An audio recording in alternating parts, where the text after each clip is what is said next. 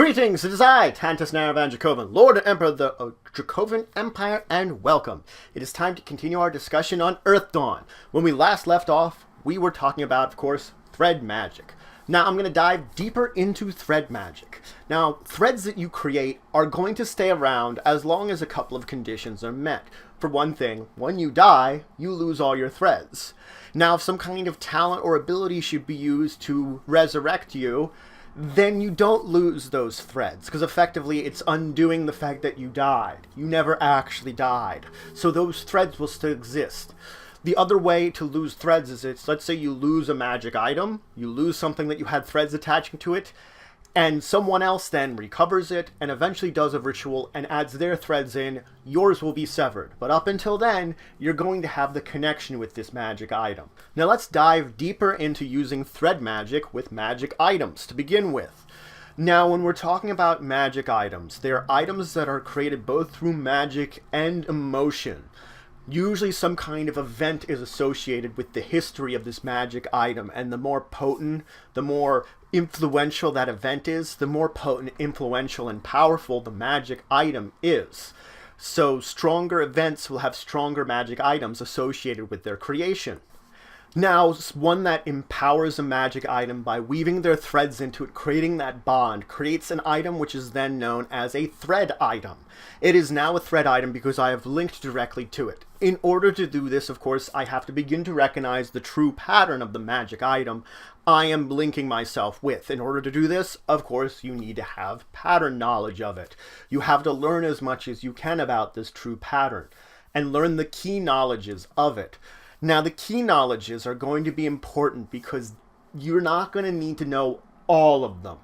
A magic item might have a large number of key knowledges associated with it, but to use certain magic items will require certain knowledges, and it's going to depend on the magic item. This doesn't mean you're going to have to know all those key knowledges at once. There are magic items that have ranks to them, similar to the ranks of threads that you're going to be weaving into them that I talked about before. The more that you basically unlock and deepen the thread connection with it, the more powerful the magic item. Effectively, it's the same thing. The magic item has ranks, and you have ranks of thread which you're weaving into it. In order to reach certain ranks, you're going to have certain key knowledges depending on that rank. Each rank will have key knowledges defined for it that you're going to need to know.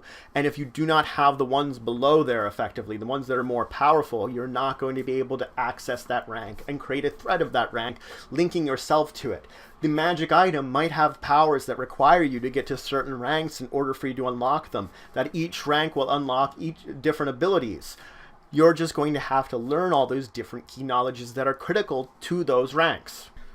Now, key knowledges are represented by two elements, which are very important. First off is the elements that represent the general idea and the general concept of the knowledge. Its type, if you will. This is called the test knowledge. And then, of course, there are the answers to those kind of questions, those kind of topics, which is your research knowledge. Now, this means that, of course, test knowledge is going to represent some kind of question that is going to be asked about this item, and then the research knowledge portion of it is going to be the answer to that question. So when you're effectively putting these two together, you have a key knowledge point that you have then learned.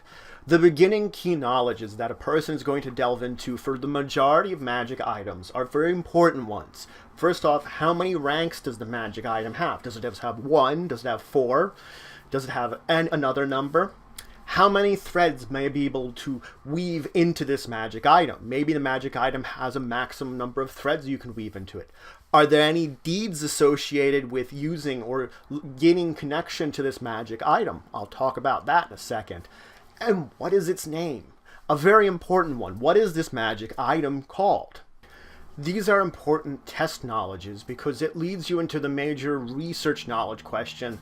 What is this item's name? Which is a jumping off point for a major amount of research that you could be doing into finding out this information about this magic item.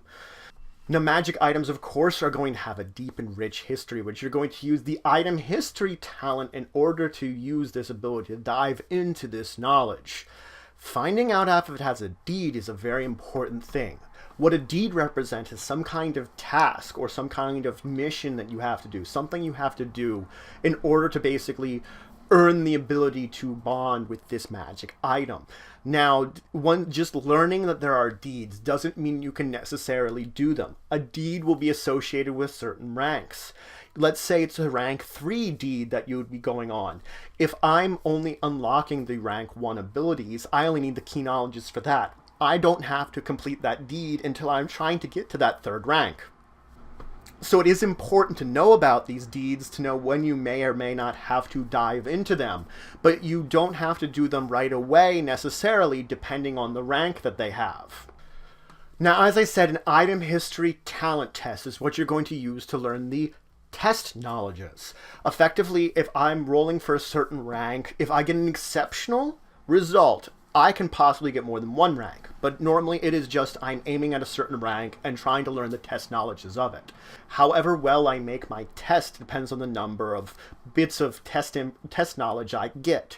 The better I get my roll from the base difficulty, the higher the chance I get of getting more of these test knowledges to a maximum number equal to the rank I have in the item history talent. So that's the maximum number of test knowledges I can learn, of course. Now I'm rolling this against the item spell defense, and as I said, the more exceptional you do, the better the bits of information you're going to learn from this entire test. Now we'll move on to learning the research knowledge. This is more difficult because it's going to depend upon your game master. They will either have to have you make a research skill test in order to learn a bit of information, or possibly go on an adventure. It is up to your game master how simple or difficult it will be to learn this research knowledge. It could be that you need to go on some kind of quest to learn this information, that at the end of it you get that bit of information that you need. It is, again, as I said, it's going to be up to them, and they're going to make it difficult for you, but not so overwhelming that you couldn't possibly do it. And that is the point of it, to make it a challenge to gain this connection with a magic item, but not overwhelmingly so that you wouldn't ever be able to do it. Now, as I previously stated, you're going to have to spend legend points in order to make this bond. Effectively, what I would do is I would have my test and find out my key knowledges. And once I have them prepared, once I have both aspects of it, then I would spend the legend points I need according to the rank that I'm trying to put in there, according to the ranks that I've earned. If I already had a thread in there and I'm replacing it with a higher rank, I am literally replacing it. All the effects of the old rank still exist there. All the magical connections I had, everything like that. It's just I'm basically upgrading it to the new rank, replacing it with something better. After I spend my points, I'm going to have to make a thread weaving test with a difficulty according to the rank of whatever thread I'm trying to weave into the magic item is. If I succeed, of course, I make the thread. I've successfully made it. Now, should I fail, I'm not allowed to take the test for an entire day unless I choose to use up my recovery test. I could use a recovery test and effectively use that to fuel a new test, a new attempt to weave this thread. The only advantage you have in this case if you failed is you do not use up the legend points you've already spent. You basically transfer them from the test you had already done to the new test to see if you then still can succeed at it. So once you've spent the points, you don't have to worry about spending them again. So that's it for today. I continue diving into thread magic, talking to you about how you can use thread magic and connect it to magic items, and the basic concepts of learning the key knowledges in its 2 elements, the test knowledge and the research knowledge. The 2 points that combine form the key knowledges you're going to need to unlock the potential to place threads into the magic item.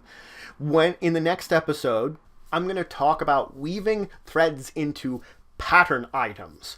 So I'm linking it directly into a true pattern, and then hopefully move into talking about linking to group patterns, group true patterns with your threads. So any questions, comments, anything you want to say, anything you think I left out, please leave in the comments below. Please like, share, and subscribe. It shows for the channel, the Empire, the work I do. If you want to show some extra support, you could always check out my Patreon, linked in the description below. But regardless, until the next time, I bid you farewell.